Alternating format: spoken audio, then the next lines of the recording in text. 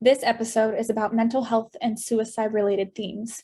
If you or someone you know is experiencing suicidal thoughts or crisis, please reach out immediately to the Suicide Prevention Lifeline at 800-273-8255 or text HOME to the crisis text line at 741-741. The content of this podcast is not intended to be a substitute for professional advice, diagnosis, or treatment. Always seek the advice of your mental health professional or other qualified health provider with any questions you may have. Welcome to Running Polls. I'm Maren and T. And I'm T Statman. If Coach ever heard what we were actually thinking, or drinking, we would definitely be running. Leave the bath in Stillwater. Carrie Everly just threw her first career no-hitter. This is a hustle play right here by Statman. And she gets in just under the tag. She drove that ball out deep to left center, and we've got a brand new ball game. Statman just not pulling the trigger on that. Looks like it could have been slightly low. And with 2 strikes, that's one you have to protect on.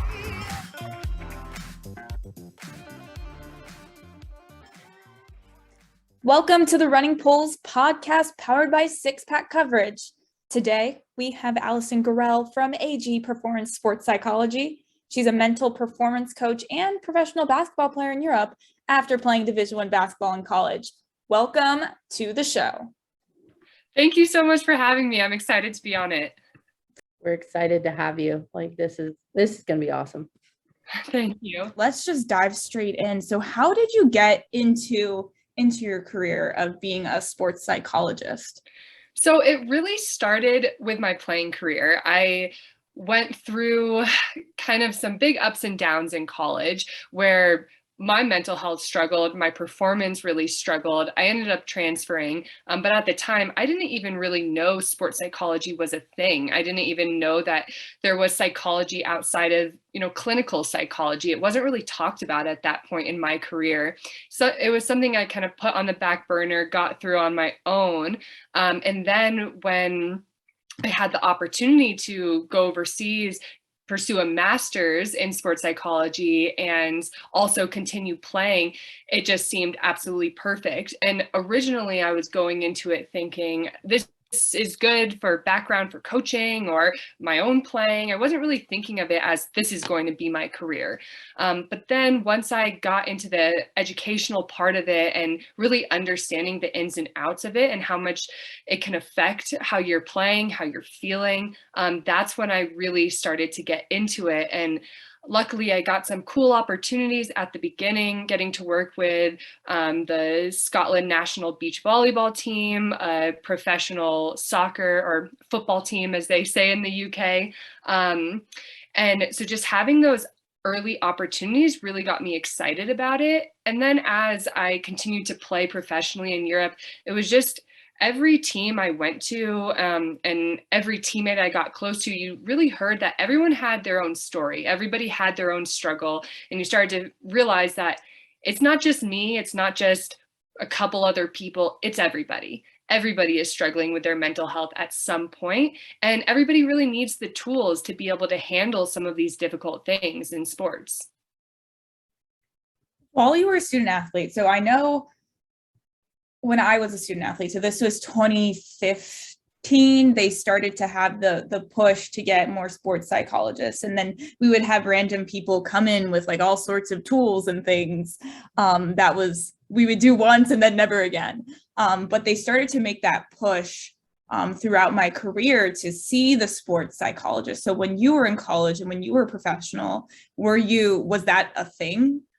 Not at all. It wasn't until, I'm still playing a little bit. I just got back from Switzerland playing. It was a little bit more prevalent overseas and in the more recent years. But when I was in college, I did not come across it even once. And I think once I started to come across it, it was kind of what you said, where it's like somebody comes in, they talk about something for a little bit, but it was not personalized at all. You didn't really connect to it. And it's just one of those things that you kind of have to do because the coach says you have to do it, but you don't really feel connected to it. And it's not really, you're not getting out of it what you need to get out of it.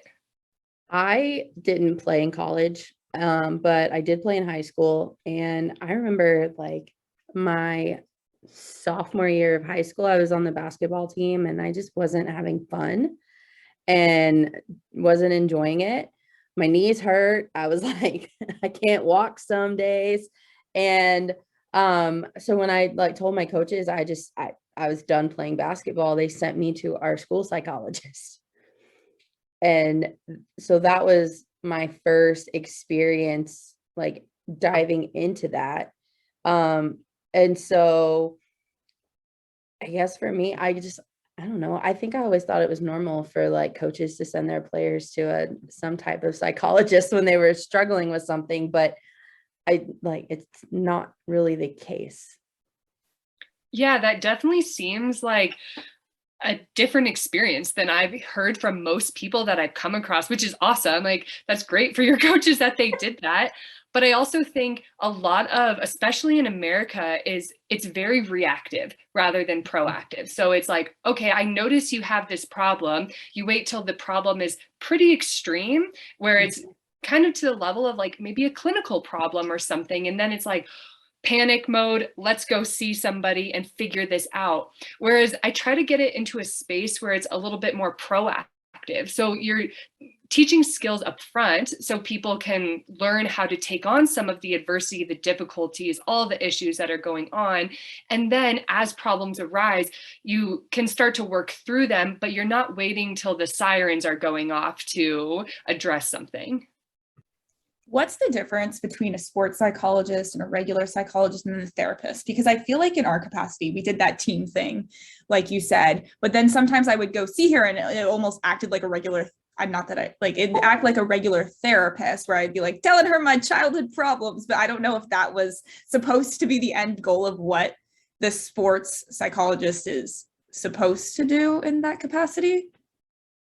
Yeah, so they are all a little bit different. They also have some overlap and do some similar things. So for a psychologist or a clinical psychologist, this is someone that can evaluate, prescribe, do clinical things. So if you're diagnosed with depression or anxiety, so you're working really on a clinical level of a mental health issue. A therapist is also licensed to work on some of these things. It's oftentimes what you described of, talking through childhood problems, things like that. A sports psychologist, that also branches out into some different things. So I'm a mental performance coach, which is slightly different than a psychologist or a sports psychologist, where that leans more towards the clinical side of things. Whereas a mental performance coach, mine is a balance of the performance end of things. So being able to use mental skills to be able to perform your best, but then also working on mental health, talking through whether it is childhood things or traumatic events within their sport or things like that. But it is a little bit more of a balance between the physical performance and the mental health side of things. How do you tie together that mental and physical aspects? And are you running drills with them? What kind of effect are you doing that? So if you think about it, everything you do physically first starts with your brain. So really, when you think about performance, even though it might be a physical act, someplace it's starting with your brain. And so working on the mental side of things is also working on the physical side of things, and vice versa. You can work on the physical side of things to work on the mental side of things. And so what I do is I try to first identify for the individual, what are our goals? Like, what are we trying to achieve? Because sometimes for people, it is purely mental, purely working through something, whereas a huge part of it is performance. They want to perform their best and get rid of maybe performance anxiety or boost their confidence or learn a new skill. And so that's more where the physical side of things come in. And so it's not really running drills or anything like that. Actually, most of my work is through Zoom or something, but it's doing things like visualizations or mindfulness practice that works with learning a physical skill, or say you're trying to develop new form on a pitch or on a shot or something like that. doing a guided visualization or teaching them mindfulness practice, that's kind of how you tie it in together. And what I always say is you have to feel your best to play your best. And so it's also understanding that the physical side is going to kind of work on itself if you learn how to get in a better place mentally. And part of that is them learning about themselves, learning how to feel their emotions, understand what they're signaling and telling you. And a lot of times we are so attached to the stress or the emotion that's going that we kind of get lost and we don't have any awareness of what's actually going on. What is this emotion telling me? So it's a lot of training for athletes to understand themselves too. The other night when I was watching the Women's College World Series, I think it was one of the Oklahoma pitchers sitting in the dugout with her eyes closed, like in between innings. And they were like, oh, she does this visualization like between innings to approach the next inning. I was like, oh, okay, that's cool. Like, I've never done that. But I don't know, T, did you ever learn how to do that? Not necessarily, but most of the techniques that we used were for more calming versus visualization, or visualization to help you get to that calm state. Breathing techniques. And so it was like thinking of a very happy, like you hit a home run against X person, and like that, the joy that it creates for you helps you calm your nerves. I don't know. Like, Alison, you probably have more to say on that. Yeah, definitely breathing and getting to that place of calm is a huge part of it.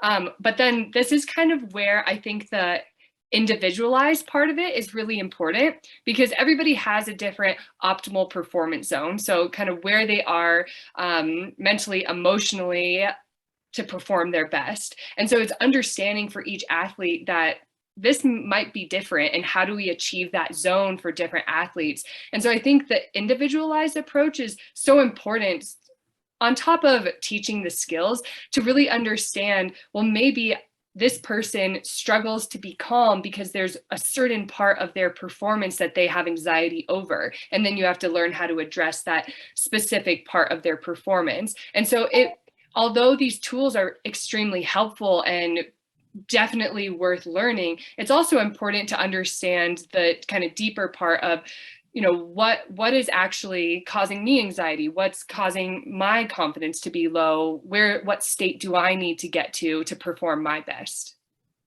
For me, I needed a little bit of stress. Yeah, for sure. And it's different for everyone. I know that coach was giving me books like the ABC, like the control, all of this, and then here I am, like shaking out of my wits, and it's fine. I swear it's fine. Sometimes it's not fine, but sometimes it is fine. Do you work with athletes like just in any sport, or do you focus on basketball because that's what you know, or you're like, hey, athletes are athletes and they all struggle with some of the same things? Yeah, I do work with all sports. And of course, between sports, there's nuances, there's differences between them. And you take a sport like softball compared to tennis or something, or compared to golf or basketball, there's different things that are going to affect the athletes. But when it comes down to it, the mental skills can be applied in a lot of different areas. They can be applied outside of sports too. So I am able to work with all different athletes, but there is quite a bit of learning the culture in different or different sports, learning the team dynamics. I think a huge part of effective sports psychology is understanding those tiny little differences that actually make a huge difference in somebody's experience and performance. So with the more athletes being more vocal about mental health, have you seen an uptick in athletes asking for help, or has it been kind of a similar trend of those asking for help? There definitely has been a bit of an uptick. Also combined with COVID, I think people are starting to understand how much the mind and your emotions and your mental health really how important it is. So there definitely has been an uptick. I actually think in Europe and the UK, where I have quite a few clients there, that it's almost more normalized out there, and America I find is a little bit behind, even where they're like it's normal for them to have a mental coach or a sports psychologist on staff. They're used to kind of talking about their problems or working through things. And where it is becoming a little bit more mainstream in America, it's still, you can still feel a little bit of inner tension when they're going into it, or they really have to be convinced. Some people are way more open than others. It also kind of depends what program you're in. If your coach advocates for things like this, if it's something that is talked about in your family, things like that really have an influence on it. So where, yes, I do see a uptick, I think there's still a ton of work to be done, because not only for their mental health, but it's also for performance. You're not going to play your best if that's not on the forefront of your training. And I think really, I'm sure you've had this experience through your career, but you have certain coaches that are all about train, get the work done. We just got to grind through it a little bit. And even though that's common in America, it's not always effective training. And so it's having a coach that advocates and understands the importance of being mentally in it to achieve the greatest success. That's going to influence how players perceive it. Do you see social media playing a factor, like in the extra pressure that athletes put on themselves, or I mean, like we talk about the stigma around it here? I feel like if I just look, and like some athletes just totally get berated by fans for a bad performance, and I can't imagine like how that affects the mind going forward into the next game, and then like who knows what happens. It's huge. I think that's probably one of the biggest factors nowadays. You're constantly comparing yourself to what accolades do they have? How, like, what's their path look like? And you only see the highlights of people's career path. You're not seeing all the struggle in the background. And then fans, like you talked about, people are getting berated. Even from a very young age, this is happening too. So that's absolutely huge. And I think too, it's like you see these professional athletes, people that are at the top of their game, if they exhibit any level of lack of confidence or not playing well or something, people are on them, like, what's wrong with them? Like, what's going on with them? Where top athletes actually experience lack of confidence more than a lot of young athletes, because as you get better, as you get older, you become way more aware of the shortcomings. You're more perfectionistic about how you perform because you're really way more tuned into the details. So we're already biased to focus in more on the negatives or where we mess up. So we already have this bias. And then as you get more, as you achieve more, now you're really zoned in on those negatives. So you really have to work on a day-to-day basis to maintain that level of pressure, that level of confidence. And it can slip easy for even the best athletes in the world. And because that's not exhibited, a lot of times athletes will put on this front of, I feel great, I'm super confident, I got this swag, you know, all of that. The internal, what's going on internal, the internal reality that they have is so much different than the external reality that we all perceive. Softball. Let's specifically, this irks me so much. You hear college coaches talk about the game of softball as a game of failure. Like the game itself is a game of failure because you are successful 3 out of 10 times. That's considered doing a good job. Is it when you succeed hitting 3 out of 10 balls? I think it puts a negative connotation around the game, and I think it adds that extra pressure when they literally refer to it as a game of failure. Like, I don't understand this concept. T, like, did any of your coaches or teammates refer to it as a game of failure? Of course, coach said literally that verbatim. Essentially, he's like, you get 3 out of 10 and you're considered a great hitter, because the game's not easy, and people forget that. And I think as athletes, we forget that the game's not easy, and that even though you might have struck out 7 times and you remember those 7 strikeouts and then you get 3 hits, like that's amazing. But you tend to dwell on the negative because there's just so much negative revolving in our sport. But it feels so good when you get that one positive, because it's such like you fail so much. But then you take that negative, like, okay, so say you're like 0 for 7 in 2 games, like you're carrying that onto the field too. Right, Like, because it's not like we get 7 at bats in one game. right. Like you get 3, maybe 4, Maybe 3. maybe. So that carries over multiple games. It's not just one game where you sucked. You could have a streak of where you're not doing so good. Yeah. I don't know. I guess the whole game of failure. How do you want your team to approach it? It sounds like the ultimate message that they're trying to convey might be positive, but it's framed in a very negative sense, kind of what you're talking about. But I think the idea is with that is changing your relationship with failure. So a lot of times athletes are particularly perfectionistic. You know, they like to control every detail, and you want things to go well every single time. So a lot of times when things aren't going well, and as you guys know, within softball, like you're going to do bad, quote, quote bad, even though it's not bad, more often than you're going to have that spectacular play, because that's the nature of the sport. So being able to frame it differently, frame how you view failure differently, as if we think of failure as, oh, I suck, I'm beating myself up, I'm embarrassing, I'm this, I'm that, which that's the inner dialogue of a lot of athletes, that, you see one negative and now it's this parade of comments in your mind that is ultimately going to make you feel horrible.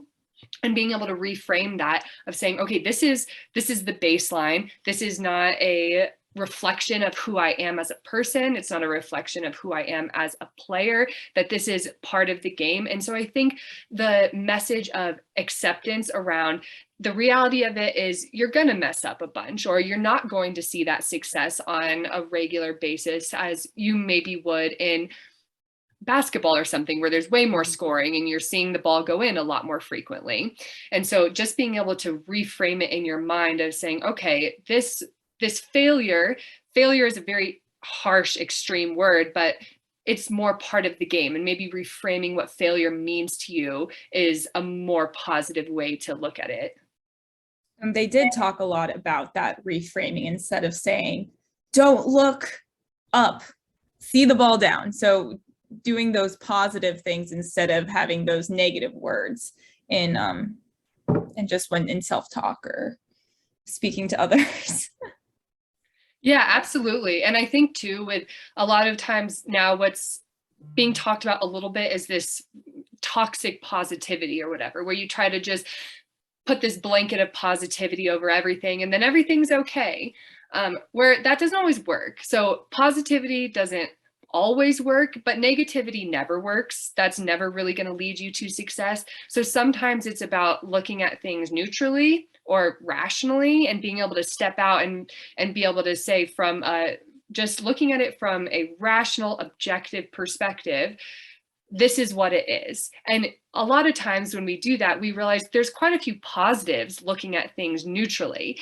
And a lot of times we're just looking at those negative things. So it's being able to step back and say, okay, I can't just rainbows and butterflies and everything's going to go away. Let me look at things for what they are and be able to then make a rational decision of, what do I need to move forward? Do I need to learn something from this? How should I frame it? And being able to process it for what it is, rather than trying to make it something than the reality.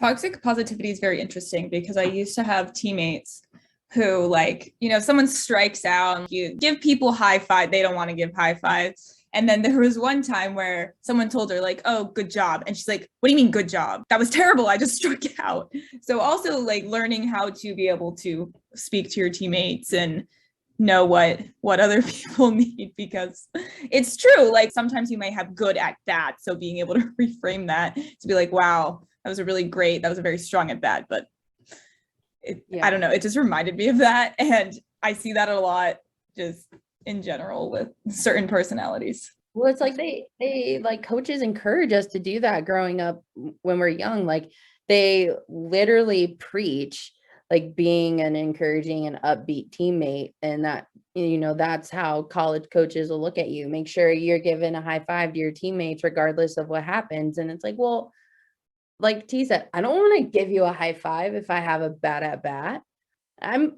But then it's like, oh, well, like if you throw a fit, or if then you're a bad like, teammate then you're a bad teammate. If you know, if your body language gives off a bad vibe, coaches are going to notice that, and then they're not going to want you on their team. It's like, okay, how do you want me to respond? Yeah, it is striking a balance a little bit, because you do want to create a positive atmosphere where people are feeling encouraged and empowered, and you feel comfortable in your environment. If it is a negative environment, that is also going to really affect performance, and you want people to be able to respond well to adversity and all of that. But there is a level of just it becomes impersonal sometimes, where I know we're going to get to this topic of really deeper mental health, suicide later.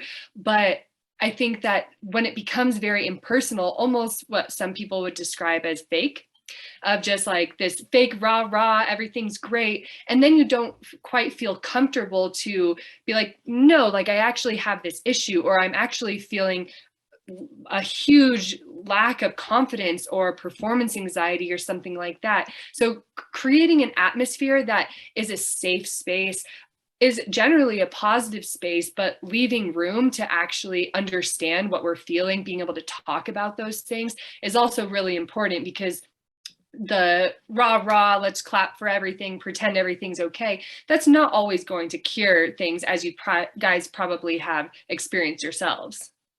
Yeah, and I think our sport specifically, like we cheer throughout the entire game. Like the dugout is never quiet. I mean, I don't necessarily like see, I mean, I see encouragement from other sports, but like to actually have cheers for like each specific player on the team, and like making sure that the dugout is positive the whole way through. Like you said, you don't know who is actually in there, like actually happy and being rah happy. Oh, you can tell. Oh, can you?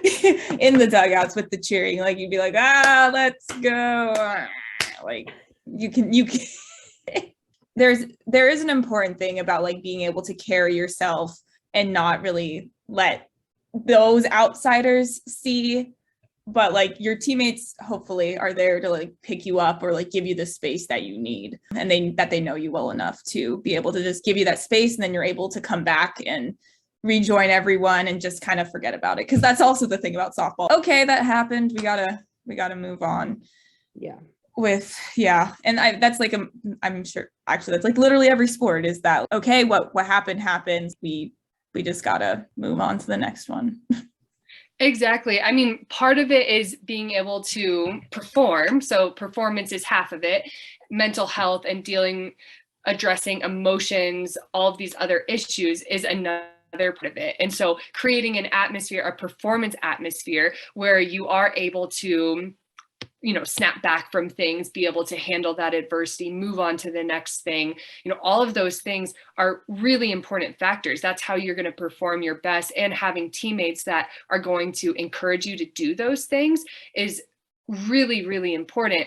But at the same time, that needs to be a genuine atmosphere where, away from, you know, you're in an intense game, now's not the time to talk about these things. Of course, you're trying to perform, you're trying to win, but then having a genuine atmosphere where you can say afterwards, like, I'm not feeling good about this, and you need to talk through it, or a coach to go to, or sports psychologist or something. So really that balance is necessary of creating an atmosphere that's genuine, that is encouraging and uplifting, but then is also appropriate for what's going on during the game or whatever is necessary.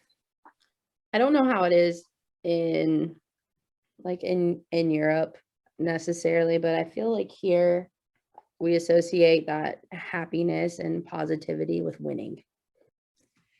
These teams, I swear, when all the problems come out when you're not winning, but most of them go away when you win. Oh yeah, winning covers up everything. Literally, it covers up everything. And so, you know, I think now is when we can mention, like, and get and start diving into, I think, the suicide topic, because you had a goalkeeper from Stanford win a championship and be recognized as one of the best athletes in the country. And then, I mean, you see news that she, committed suicide. In softball, we had a player who played at James Madison, and they made a Cinderella story run last year in the Women's College World Series. And then this year they were awful. And then you hear about her committing suicide. So, so the winning, like, masked the problem. But then there was obviously underlying problems, but we don't know about that. I mean, it's absolutely devastating hearing these stories, and yeah, it's really terrible. And I think that is partially American culture, that it's all about success and winning and being excited about that. And that doesn't always equate to happiness, fulfillment, and positive mental health. Those things don't always go hand in hand, where I think we assume that those things do. A lot of times in America, we do assume that. But kind of as I mentioned before, what our perceptions of athletes are on the kind of outside looking in is far different than the internal reality of these athletes. And it's also a little bit of a bubble athletes get in, where it's like, your sport is life, and this is all you are and what you do, and your only value is this sport.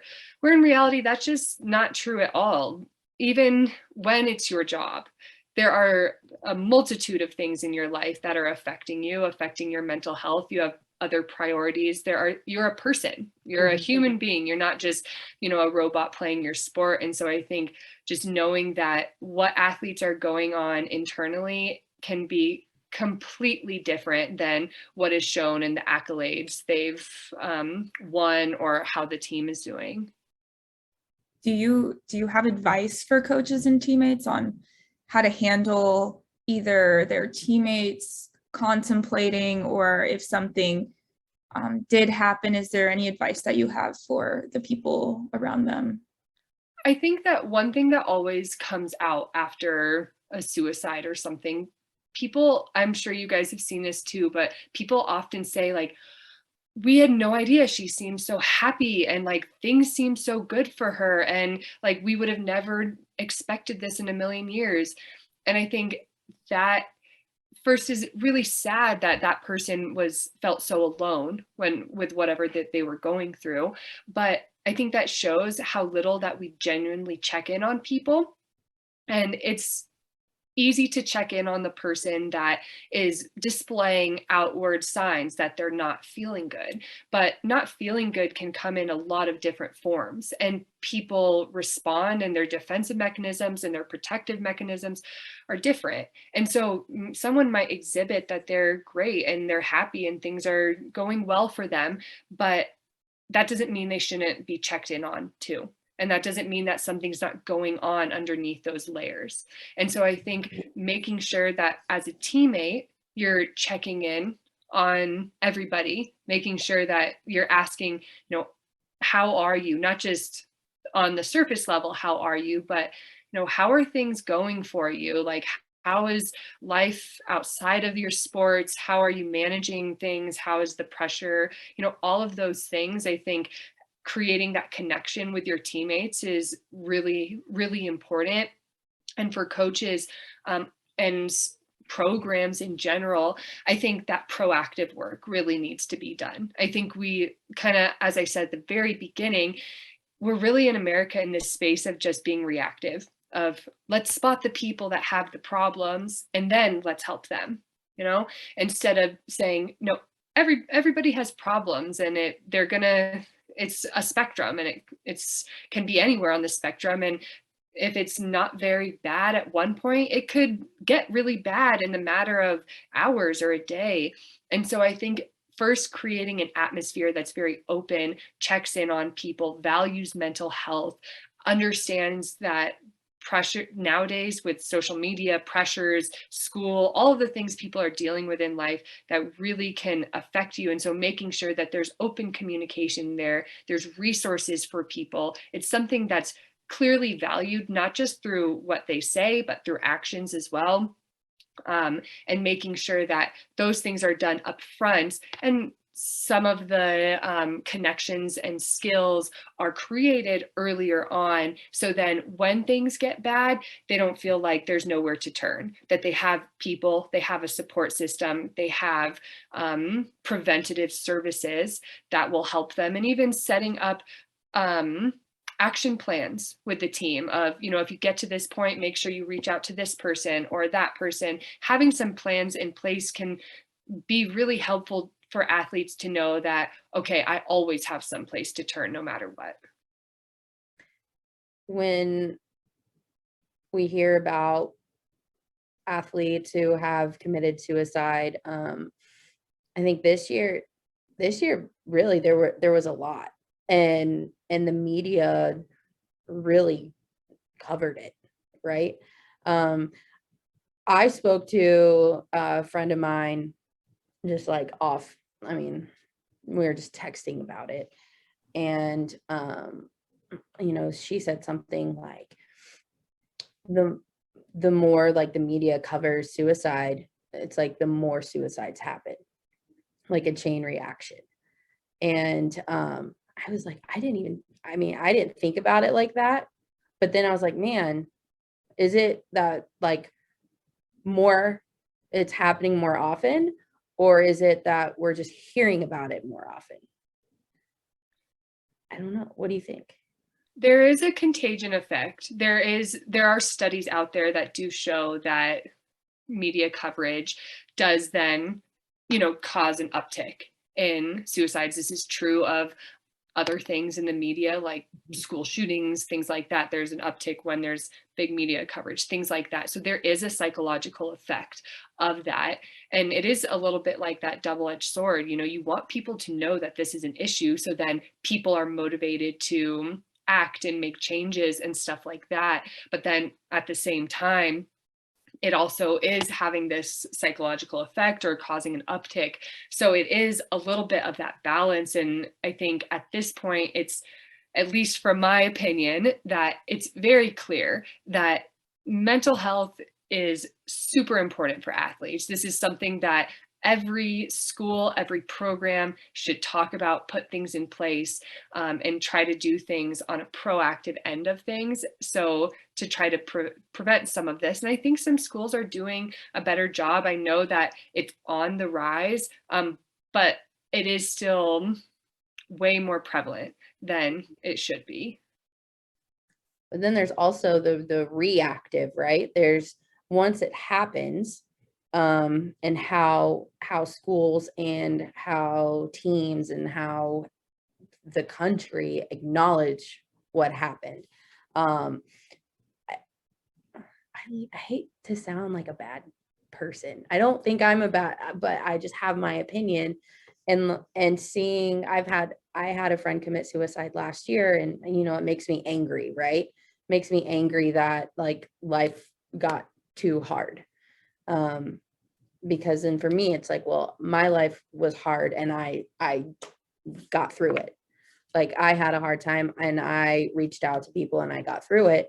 But then I see how like we honor, as a society, we honor those who have committed suicide. And the word honor, like, that throws me. It's like, how do I, like, are we honoring them? Are we remembering them? Are we raising awareness? Like, I think there are different meanings to that, but like, you know, the teams out, you know, wear ribbons in their hair of the team that the player played for, or having stickers on their helmet, putting her initials, you know, on the field, on bases, on, you know, whatever it is. Like,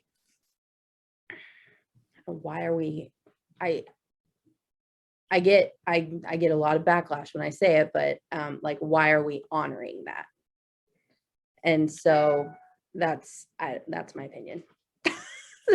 I have worked with some athletes that were close to others that died or committed suicide, you know, things like that, and have had similar takes of, you know, it felt very impersonal, some of the things that the school is doing, that people were kind of missing the point of it. And part of understanding and getting through this for some of these athletes was dealing with some of these things that felt more like a social media thing, or just like, Yes. you know, very impersonal. So definitely can understand where those feelings come from. I think at the same time, it's understanding that it's really an illness in a sense, you know, that it's a different reaction than maybe you had to, okay, things are going really bad, I need to go get help and figure them out. And that type of processing might not have occurred at all, or that's not how they're, you know, just how they thought of it, or it, you know, that it was an illness that was so severe that this is what happened, basically. And so I think not only is it devastating for those that it happens to, but those that have to then get through it and process it and stuff. It's really tough on both ends. So here's a really interesting stat from Damn Worth It, which was a program created by two student athletes at Oregon State who very tragically lost two teammates in a span of a year, two different sports. And from their study, they found that 20% of student athletes of this survey said that they have seriously considered suicide at some point in college, and 52% said that they had depression or depressive symptoms that made it hard to function in everyday life, which is really, it's very shocking statistics. Yeah, it's a huge percentage for both, but being in this line of work, it's not terribly shocking to me, those percentages, because I'm sure, I mean, as an athlete yourself, I'm sure you went through some period of time where you felt horrible about something, whether that is a terrible game that you feel horrible about, or trying to balance school and the pressures and regular being a kid still, and having this inordinate amount of pressure on you from the school and so many different areas. So I think I would have even believed it if it were higher in terms of the depression and feeling those thoughts and stuff, because it does seem like at some point in everybody's career, there is a point where it just does not feel worth it to be playing your sport. You start hating your sport, hating yourself, hating how you play, hating your team, whatever it is, because of all of these pressures that are on you. Yeah, there's actually, and it's been talked about quite often lately, because Jocelyn Allo from Oklahoma was part of ESPN's cover story a couple weeks ago, and before she became the home run queen that she is now, her sophomore year, she was in a slump and hated softball, hated her teammates. Like, she said she became a terrible teammate. And that she didn't know she wanted to continue playing. And so her head coach recognized it and said, okay, you need to stay home. You're not coming to the softball field for 2 weeks. Wow. And in 2 weeks, we'll talk about what happens next. And so, and she took those 2 weeks to become a regular student. So she went to class. She, no practice, no working out, no, there's Wow. none of that. She just said, you need to figure out who you are outside of softball. And I think that's become one of the biggest problems with athletes, is that when they're, and especially female athletes, because our future isn't a $1 million professional contract. It's, we need jobs to help supplement our income of being a professional athlete. Like, we can't just depend on being an athlete. And so who is the athlete outside of the sport? And there's no identity. And so then once you graduate, there's an identity crisis. And I think there has to be a way to prepare the athlete for that day. Like, it's coming, it's inevitable. Like, it's inevitable that we're watching these women on TV right now, and they're going to graduate, and only like 2 or 3 of them are going to be a professional softball player. But even being a professional softball player, that's not an income. It's like $5,000 a year. It's like, Unless you're going to Japan.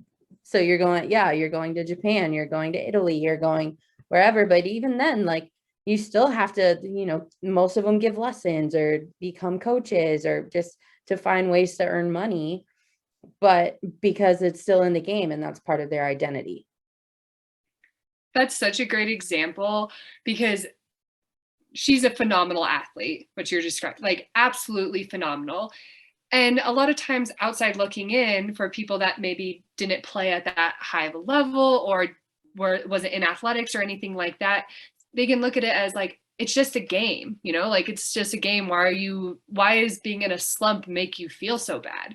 But for an athlete, it's your life. You have literally spent every moment you made a million sacrifices to get to where you are. And being in a slump is devastating.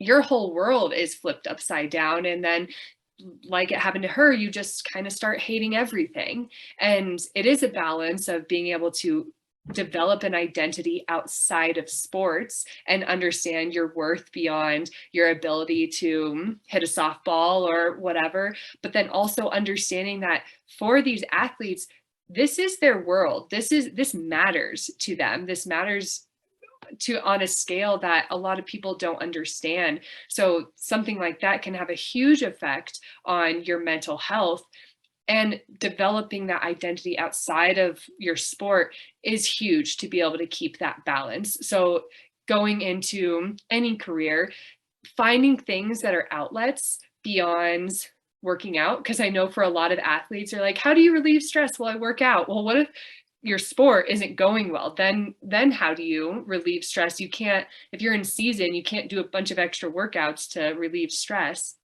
So I think one of those skills is developing an identity outside of your sport, understanding that your self-worth isn't 100% tied to your success or where you make it in your sport, and start to develop things that you enjoy, things that are outlets, creating a balance. Just as we talk about having a work-life balance once you get a job and a career, that's so important. It's the same thing in sports. You need a work-life or a sport-life balance to start to develop you as a person, and you're not just viewing yourself as just this athlete and I have zero else to give in this world besides my ability to play this sport.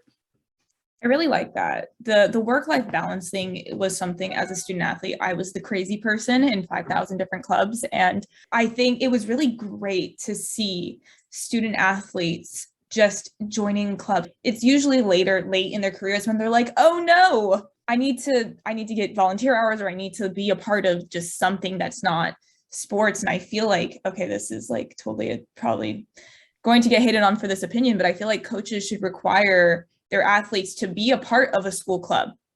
Just go to a meeting once a month, even though they're probably once every week, but just join something that you're interested in, because we get set in this bubble of being a student athlete. And then, yeah, there's kids in your classes that you may or may not get to know, but if you're joining a club of something that you're interested in, that's where you can meet people and just have an outlet you're just around regular people that they don't care if whether or not how you did at the field that day, but it's just more of like that bonding with just other people that don't live the same life that you. And it was really great when I was doing all of that different things, because it was so much just fun to be able to go to ballroom practice or go to this club or that club and just be away from the field. That's such a good point, because a lot of times our support system is emotionally invested in your sport, just as, maybe not just as much, but close to as much as you are, whether those are teammates, somebody you're in a relationship with. Oftentimes parents are really emotionally involved in your success within your sport. And so if you're going to these different people as outlets the whole time, they're still emotionally invested as well. So there's a lot of emotional energy going on. And like you said, if you go to somebody that is in a whole different world, that they don't really even know what's going on in the softball world or the basketball world or whatever, and it's kind of this breath of fresh air of like, oh, wow, that bad game I had yesterday, it actually doesn't matter as much as I feel like it does. Because a lot of times we're just stuck in this bubble where you're surrounded by people that evaluate things the way you do. And it just feels like, wow, that bad game matters so much. And I should just absolutely feel horrible about myself because of that bad game. And then when you get outside of the bubble, you gain a little bit of perspective of saying, okay, yeah, it didn't go well. I don't like that I didn't do well, but on to the next one and it will be fine. And I'm going to enjoy being in this moment and having this perspective and doing something else that I can genuinely invest in and enjoy doing. But then again, it's just one more thing one more thing that you got to do. I remember coach was always trying to get us to go to the not professional development, but it was those little things that our life skills team would put on. I'd be always the only one to go, because people just feel like they can't manage their time in a specific way. But if it can be done, it's just like, if it's a club that you're actually very invested in, obviously the times aren't during practice or anything, like you can find ways to make it work. And it also can be something that's very small and doesn't take as much time. Like getting out into nature is a great example. So like go out, take a walk. Maybe if you are a big coffee drinker, for me, it's boba, love boba. So like go get a boba, go take a walk, get your mind off of things, little things like that don't take quite as much time, that get you away from social media or something. Because if you think about how much time in a day are you spending looking at Instagram or TikTok or Twitter or something like that, if you can cut out 30 minutes of your day, cut out that social media time and put that into something that's actually going to add value to your mental health rather than drain your mental health, which a lot of social media will do, then you're able to get your mind off of things, build that battery up a little bit, boost your mental health a tiny bit. And it can be as simple as meeting up with a friend for 30 minutes, taking a walk in nature, getting a fun drink, cooking a good meal. Any of those things can be really helpful. Reading a book, but disconnecting from the thing that is providing you all that stress, that's really important to invest in. Okay, so because we're so very attached to these devices, say that you need to do something like that, but you feel so anxious because you're not checking it. How should you approach that? Yeah, we've really been trained. Our mind has been trained to be addicted in a sense. Mm-hmm. And I think you basically need to set yourself up for success. That's the best way habits are formed. So just like if you were trying to eat healthy, It's really hard if you buy a bunch of sweets, set them on your counter, and then you're just like, don't eat them, don't eat them. It's really hard just to rely on that strength to not eat the thing right in front of you. It's the same thing as your phone. If you set it right in front of you while you're doing the thing, or you bring it with you on a walk or something, it's hard to resist those urges. So instead, setting yourself up for success, turn it on airplane mode, turn it on do not disturb, and say, I'm blocking off this 30-minute chunk, and being very intentional with your time of saying, okay, this 30-minute, 1 hour chunk, I am doing this other thing, and I'm going to be fully invested in this moment.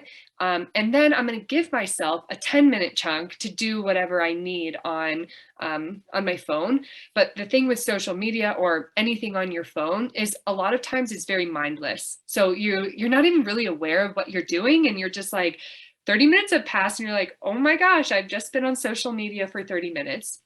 And so trying to work on mindfulness a little bit, being very intentional with what you're doing, being very kind of grounded and in the moment. And that's a mental skill that you can work on, but it's just kind of setting yourself up for that success. So put your phone away, put it on do not disturb, something like that. Go on a walk without it.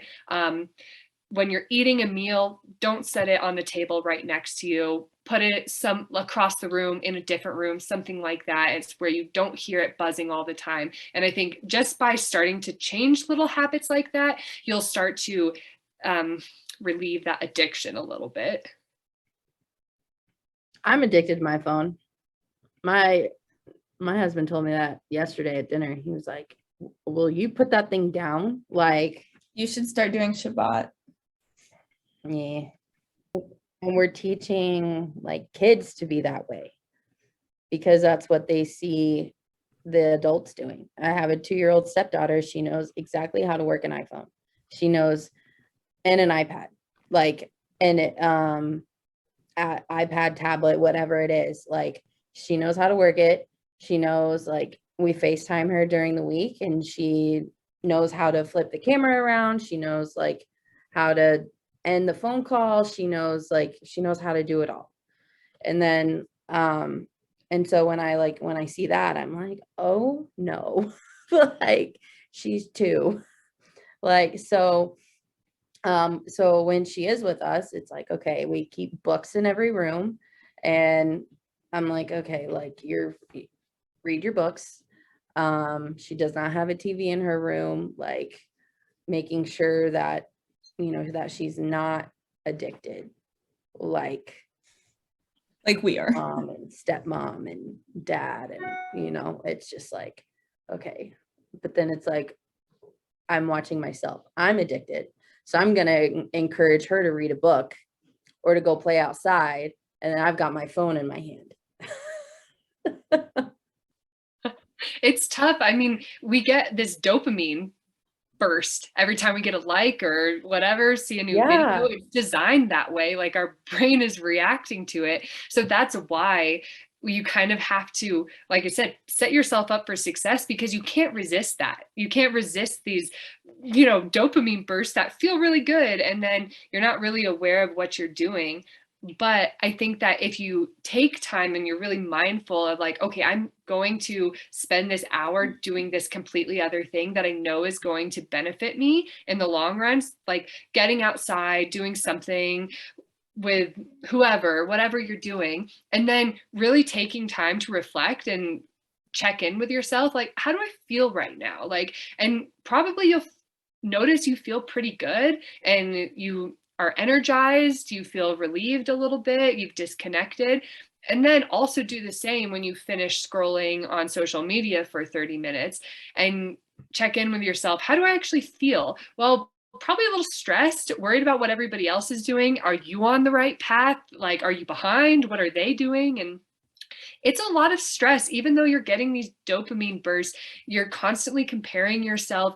You're seeing all these crazy, awesome things other people are doing. And you're like, well, I'm just like sitting at my table looking at what everybody else is doing. You don't feel very good about yourself. So that level of mindfulness is so important, which is important for athletes too, of like really being aware of how am I spending my time? Is it giving me life? Is it giving me positivity? Or is it actually draining me? And just being able to check in with yourself and see those things can make a big difference.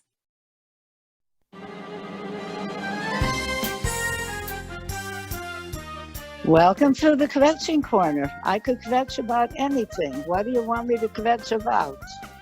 Sometimes we're not aware of our thoughts and like what's bothering us or our emotions and things like that. So sometimes it's actually good to take time to be like, what's actually bothering me? What is causing these emotions, and actually understand what they're trying to tell you and where they're coming from, rather than just being like, I'm mad, I'm sad, or whatever, and just kind of attaching to the emotion. So it's actually not a bad thing to do this. Okay. So what are you kvetching about?